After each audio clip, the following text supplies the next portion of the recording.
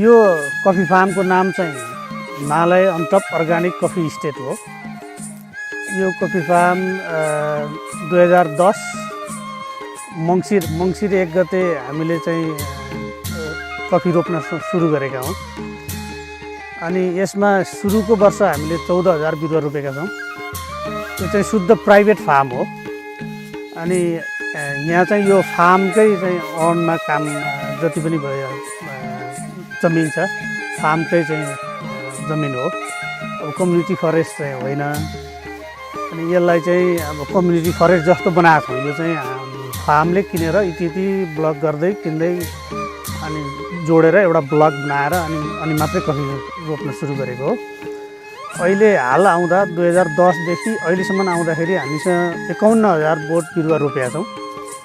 त्यो 51,000 बोट मध्ये अब करिब 25 देखि 30,000 बोट हामीलाई अलिअलि उत्पादन दिन सुरु भएको छ। अनि अरू बोट चाहिँ साना छन्। अनि हरेक वर्ष लास्ट इयरको हाम्रो उत्पादन 9 टन जति चेरी उत्पादन भएको थियो। अब यसपालि त्योभन्दा अलिकति बेसी होला भन्ने अपेक्षा गरिएको छ। अब हार्भेस्टको सिजन करिब अब सिदिन लागेको थियो, इन्डिङ समयमा छ। अनि अब यो कफी फार्मले हामीले चाहिँ कसरी सस्टेनेबल हुन सकिन्छ, किसानी भएपछि हामी यो कफी खेती व्यावसायिक खेती गर्दा गर्दै यसलाई अब हाम्रो चाहिँ नि आय स्रोत पनि बढोस् भन्ने एउटा एक्सपेरिमेन्टको लागि हामीले यो कफीभित्र पहिला 10,000 जति बोट चाहिँ हामीले फ्रुटिङ ट्री रोपेका छौँ। त्यो फ्रुटिङ ट्रीले यो स्याडोको काम गर्छ। अनि त्यो ट्री जुन त्यो रुखहरू बढिसकेपछि त्यसले छारीको पनि काम गर्छ। सँगसँगै त्यो भित्र कफी रोपेका छौँ। अनि कफीभित्र तल अब अदुवा र हलेदो यो दुईवटा खेती अरू इनर क्रप पनि गरेका छौँ। अनि त्यो तिनटै किसिमका प्रविधिले चाहिँ जस्तै अब फलफुलले पनि एउटा आय स्रोतको आम्दानी बढाउँछ। अब हाम्रो देशमा भएका जति पनि युवा पिँढी हुनुहुन्छ उहाँहरूलाई एउटा मानसिकता चाहिँ डेभलप गरौँ। आफ्नो गाउँ आफै बनाऊ भनेको जस्तै कार्यक्रम जस्तै आफ्नो जमिन आफै उपभोग गरौँ। अनि जति पनि युवाहरूलाई विदेश मात्रै भनेर प्रोत्साहित हुनुहुन्छ उहाँहरू चाहिँ स्वदेशमै आफ्नै ठाउँमा आफ्नै परिवारसँग बसेर विदेशमा जत्तिकै आय आर्जन गर्न सकिन्छ भन्ने एउटा प्रेरणा दिन चाहन्छु। त्यसको लागि यो हाम्रो फार्ममा आएर हेर्नुभयो भने अलिकति एक्जाम्पल देख्नुहुन्छ। उहाँहरूले मेहनत त गर्नुपर्छ। जहाँ गए नि मेहनत नगरी त केही पनि हुँदैन। मेहनत गऱ्यो भने हामी विदेशमा गएर जति आफ्नो पसिना बगाउँछौँ त्यो पसिना चाहिँ यहीँ बगायो भने त्यसको भन्दा डबल ट्रिपल चाहिँ कमाउन यहीँ सकिन्छ। यहीँ नेपालमै बसौँ भन्न मेरो चाहिँ मेसेज पठाउँछु।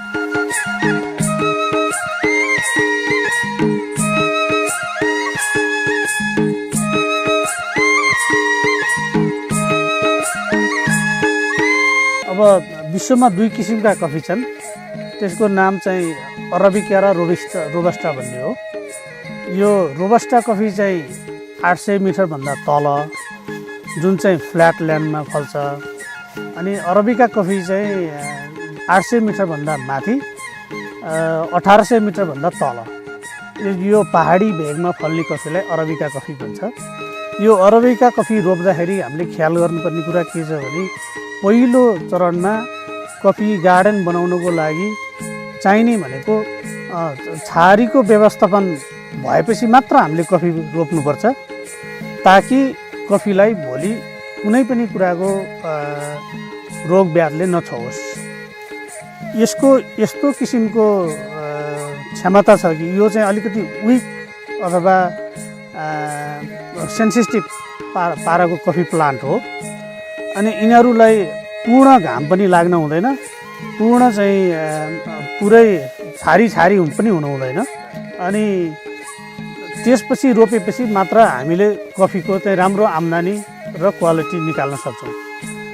अनि यो कफीलाई, यो अरबिका जातको कफीलाई तपाईँले एउटा फ्ल्याट अथवा सम्म गरामा रोप्यौँ भने, धेरै पानी जम्यो भने, ठुलो चाहिँ डल्लाहरू जम्नी भए भने, त्यो भइदियो भनेदेखि यसले अलि राम्रो फस्टाउन सक्दैन। यसलाई पानी ढलुवा जमिन अनि अलिकति सफ्ट किसिमको एकदम फुस्रेउलो टाइपको रातो माटोमा रोप्यौँ भनेदेखि अनि कफीले एकदमै राम्रो आम्दानी दिन्छ। अनि यसको आयु पनि लम्बिन्छ। कफीको आयु चाहिँ अब भनिन्छ 30 वर्षसम्म बाँच्छ, तर 22 देखि 28 वर्षसम्म एकदमै राम्रो आम्दानी दिन सक्छ। यसले हाम्रो फार्ममा अहिले उत्पादन भएको कफीको अनुमान गऱ्यौँ भने हामी वार्षिक 50 देखि 60 लाखसम्म हामी एक्सपोर्ट गर्छौँ। त्यो एमाउन्ट चाहिँ एमाउन्टमा उत्पादन गरिरहेछौँ। अब हाम्रो अपेक्षा छ 2-3-4 करोडकै उत्पादन गर्न सक्ने। अब हामीले अहिले रोपेको 51,000 बोट रोपेका छौँ। त्यसमा 25 देखि 30,000 बोटले उत्पादन दिन थालेको छ। अनि यसको 5 वर्षपछि हाम्रो अपेक्षा के छ भने हामी चाहिँ 40 टन 50 टन कफी हामी आफ्नै ओन फार्ममा फलाउन सकौँ। हाम्रो टार्गेट चाहिँ त्यो छ। अनि यो कफीलाई संरक्षण होस्, सस्टेनेबल होस् भन्नको निमित्त हामीले विभिन्न बोट बिरुवा रोपेका छौँ। त्यो बोट बिरुवा सँगसँगै यो नेपालको कन्टेक्स्टमा यस्तो पहाडी भागमा एउटा कमन रुख छ चिलाउने भन्ने, हजुरहरूले देख्नुहुन्छ। यो चिलाउने चाहिँ सबभन्दा इजी छ। किन भन्नु होला भने यो चिलाउनेको एउटा मेन फाइदा, यसको रुट चाहिँ सिधा तल जान्छ। यसले बाहिर रुट फाल्दैन। जति पनि जमिनमा भएको न्युट्रिसन छ त्यो रुट चाहिँ यो तल जाने भए हुँदाखेरि यो कफीकोले पाउँछ न्युट्रिसन। अनि अरू बिरुवा रोप्नुभयो जस्तै कटुस रोप्नुभयो भने चाहिँ त्यो कटुसको पुरै बाहिर आउँछ जरा, अनि कफीमा हामीले सप्लाई गरेको न्युट्रिसन जति सबै कटुसको रुखले खाइदिन्छ, कफी राम्रो हुँदैन। अब यी विविध कारण चाहिँ हामीले धेरै कुराहरू, अब कुन चाहिँ बिरुवा सुइटेबल हुन्छ त्यो सुइटेबल हुने बिरुवालाई राख्ने, सुइटेबल नहुनेलाई काटेर गऱ्यौँ भने कफीबाट हाम्रो देशमा धेरै कुरा फाइदा हुन्छ। अब ग्लोबल वार्मिङको कुरा छ, यसले चाहिँ जमिन प्रोटेक्सन गर्छ, भुइँक्षय हुँदैन। अनि कफी एक्सपोर्ट गरेर चाहिँ डलर इन्कम गर्न सकिन्छ। रोजगारी, सबभन्दा धेरै रोजगारी चाहिने यही कफी फार्मिङमा हो। यो सिड टु कप सबै म्यानुअल गर्छौँ हैन। अनि त्यहाँमाथि पनि धेरै स्किल लेबर म्यान पावर चाहिँदैन। भनेको हाम्रो जस्तो देशमा सबभन्दा धेरै खेती गर्न पर्ने क्यास क्रपमा चाहिँ कफी भइदियो भने एकदम राम्रो हुन्छ।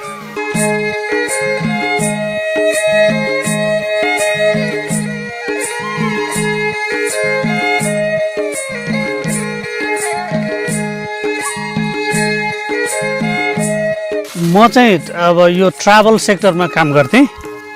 अनि ट्राभल सेक्टरमा काम गर्दा गर्दै मैले एउटा अवसर पाएको थिएँ इथियोपिया भिजिट गर्ने।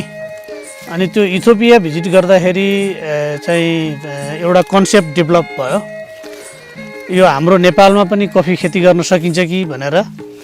त्यहाँ हेर्न पाएको एउटा मोडल चाहिँ गएर कफी फार्ममा सुतेको बसेको प्र्याक्टिस चाहिँ मैले नेपालमा गरेको हो। यो हाम्रो पुर्ख्यौली जमिन थियो सुरुदेखिकै। यो ठाउँ खेर गएको थियो, खोरिएको थियो। अनि यसलाई कसरी उपभोग गर्न सकिन्छ भनेर मेरो मनमा लागिरहँदाखेरि यो इथियोपियाको मोडेल थाहा पाएपछि यसलाई चाहिँ म इम्प्लिमेन्ट गर्छु भनेर अनि सुरु गरिए हो।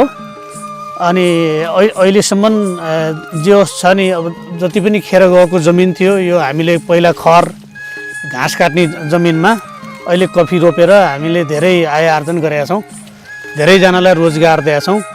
अनि यो ठाउँमा एउटा नमुना कफी गार्डन बनाएको छ। त्यो कारण नै हो। म मेन कफी फार्ममा आइपुग्नु कारण चाहिँ म टुरिज्ममा लागेको कारण नै हो। अब अरू युवाले पनि के गर्न सकिन्छ भने यो कफी भनेको एउटा छारी व्यवस्थापन भएको ठाउँमा रोप्न सक्ने भएको हुँदा हाम्रो यो पहाडी भूभागमा धेरै कम्युनिटी फरेस्टहरू छन्। त्यो कम्युनिटी फरेस्ट अथवा सामुदायिक वनभित्र सामुदायिक बेसमा नै युवाहरू सम्मिलित भएर उहाँहरूले कफी खेती गर्न सक्नुहुन्छ। अनि त्यो कफीलाई चाहिँ आफ्नो हिसाबले ठाउँअनुसार कुन जातको कफी सुइटेबल हुन्छ त्यो सुइटेबल हुने कफी रोपेर आम्दानी आय आर्जन गर्न सक्नुहुन्छ उहाँहरूलाई। अहिले चाहिँ मैले तत्काल चाहिँ युरोपमा पठाएको छु। स्पेसल्ली हाम्रो कफी चाहिँ नर्वे जान्छ। हाम्रो यो चाहिँ एकदमै स्पेसालिटी कफीमा पर्छ। यो सिड टु कप म्यानुअल वर्कमा हो। यो प्राय हाम्रो यहाँको लोकल मान्छेले धेरै काम गर्नुहुन्छ। अनि हाम्रो यहाँको स्पेसालिटी कफी भनेर चाहिँ पूर्ण हिमाली हावा लागेको उत्तरी पूर्वी भागमा अवस्थित। अनि यसको फ्लेभर एकदमै राम्रो छ। प्लस हामीले रोस्ट गर्दा अब प्राय कफीहरू मिसिनमा रोस्ट गरिन्छ, हामीले चाहिँ ह्यान्ड रोस्ट गर्छौँ। अनि हातले चाहिँ नि भुट्नुहुन्छ। त्यो हातले भुटेको एउटा कफी चाहिँ ब्रान्डेड बनाएको छ हामीले। अनि जति पनि कफी हामी पठाउँछौँ त्यो हातले एउटा हाँडी जस्तो भाँडो ठुलो भाँडोमा भुटेर अनि प्याकिङ गरेर पठाउँछौँ। अब यसको डिमान्ड तत्काल चाहिँ स्क्यान्डिनेभियन कन्ट्रीहरूमा धेरै डिमान्ड छ हाम्रो यो फार्मको कफी। अनि मका अमेरिकनहरू अरूले पनि मलाई सप्लाई गर्नुहोस् भन्नुभएको छ, तर पर्याप्त उत्पादन गर्न सकेको छैन। मैले करिब 60 लाखसम्मको गर्छु वार्षिक। 60 लाखसम्मको एक्सपोर्ट गर्छु वार्षिक चाहिँ। मेरो विचारमा तपाईँको माग यति धेरै माग छ कि मसँग लिङ्क भएको देशका मान्छेहरूले करिब मसितै चाहिँ नि 30-40 टनको डिमान्ड छ हाम्रो कफी। तेरो जस्तो कफी म पनि लान्छु भनेर होइन। अनि नेपालमा भएको कफी पनि एकदमै बेटर क्वालिटीमा छ। हाम्रो मात्रै नभइकन सम्पूर्ण नेपालमा उत्पादित भएको कफी अमेरिकामा, कोरियामा, जापानमा एकदमै प्रख्यात छ। कारण के हो त हाम्रो हावापानी, यहाँको चाहिँ वातावरण, अनि हामीले गरेको अर्ग्यानिक प्रविधि, कुनै पनि पेस्टिसाइड युज नगरिकन खेती गर्छौँ। यसले चाहिँ एकदमै सार्प टेस्ट दिन्छ। त्यो कारण चाहिँ हाम्रो कफीको डिमान्ड धेरै हुनुको कारण त्यो हो। तर डिमान्ड अनुसार हामीले सप्लाई गर्न सकेका चाहिँ छैनौँ। कारण के हो त अब हाम्रा युवाहरूलाई यो सबै कुराको ज्ञान छैन। अनि ज्ञान नहुनुको कारण उहाँहरूलाई यो पेसामा आउनलाई अलिकति अप्ठ्यारो परिरहेछ। के त बजारीकरण छ कि छैन पनि त्यति अनुभव छैन। अनि उनीहरूलाई कतिसम्म छ भने यो कफी खेती गरेपछि हामी फेरि सस्टेन हुन्छ कि हुँदैनौँ, यो कफी खेती गर्दा गर्दै फेरि भाग्नुपर्ने हो कि भन्ने एउटा चाहिँ अलिकति डर त्रास छ। तैपनि अब कतिपय कम्युनिटी बेसमा जसले देख्नु भएको छ अलिअलि खेती गर्नुभएको छ होइन, तर पर्याप्त मात्रामा छैन। अब मैले के विश्वास दिलाउन सक्छु भने जति पनि युवाहरू यो कफी खेती गर्न इच्छा गर्नुहुन्छ उहाँहरूलाई म फ्रीली ट्रेनिङ दिन म तयारी छु। अनि उहाँहरू आएर हाम्रो फार्ममा हेर्नु पर्यो हामी कसरी चाहिँ कफी खेती गरिरहेछौँ। कफीको अलावा अरू पनि खेती के हुनसक्छ, यसमा अन्तर्बाली गरेर कसरी चाहिँ नि सस्टेनेबल बन्न सकिन्छ, जति सक्दो धेरैभन्दा धेरै उत्पादन कसरी गर्न सकिन्छ भनेर मैले उहाँहरूलाई प्रतिबद्धता दिन सक्छु। उहाँहरूलाई यहाँ आएर हेर्न भन्न चाहन्छु।